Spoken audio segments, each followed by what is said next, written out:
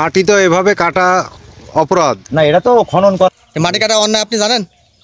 অন্যায় কি এখন সে তো পুকুর কাটাচ্ছে, আমি ধরেন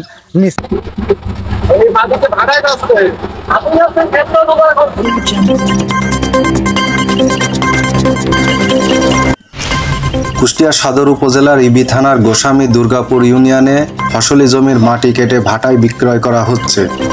এ ব্যাপারে এলাকার সাধারণ জনগণ অভিযোগ করে বলেন, এই মাটি ট্রলিতে করে যাবার কারণে গ্রামের পাকা রাস্তাগুলো নষ্ট হয়ে যাচ্ছে। সামনে বর্ষা মৌসুম আসলে রাস্তাগুলোর পাথর ও খোয়া ভেঙে ভেঙে উঠে পড়বে, এমনটি এলাকার সচেতন মহল মনে করেন। সেই সাথে প্রশাসনের নজরদারি এলাকাবাসী দাবি করেছেন। এইভাবে অবৈধ মাটি কাটার চিত্র নিউজ 24 ভিউজের ক্যামেরায় দেশবাসীর উদ্দেশ্যে তুলে ধরা হলো।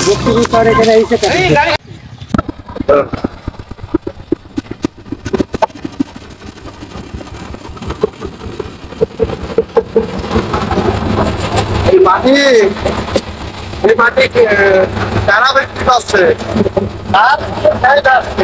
তার জমি ঠিক আছে, মাটি কর্মীর আছে,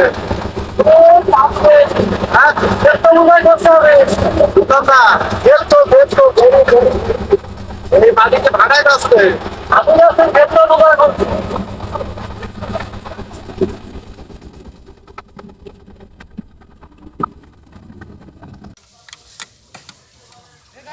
করেন? কৃষিকাজ করে। কৃষিকাজ করেন?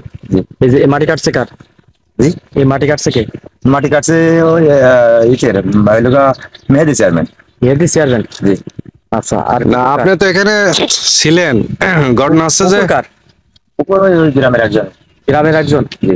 আর মেহেদি মাটি কি করছে? ও মাটি ওই যে ওখানে ওই যে ভরাট করছে, আচ্ছা, ভরাটে কাজে লাগা। মাটি কাটা নিষিদ্ধ আপনি জানেন?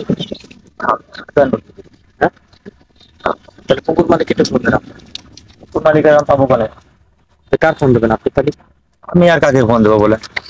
না, আপনি তো এখানে দায়িত্ব পালন করছেন। দায়িত্ব পালন করছেন? হ্যাঁ, করছি। আপনি কি দায়িত্ব- তাহলে পরে আমি আসতে বলি তাকে। হ্যাঁ, আপনি আসতে বলেন।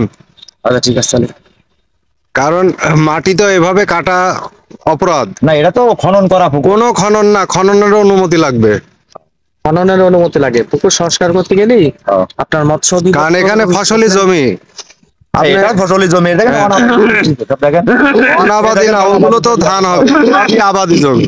এখানে যা আছে সব আবাদি জমি। চাষ করতে হয়। আপনি কার ফোন দিচ্ছেন? ওই যে ই আর কি তাকে ফোন দিচ্ছে আসছে।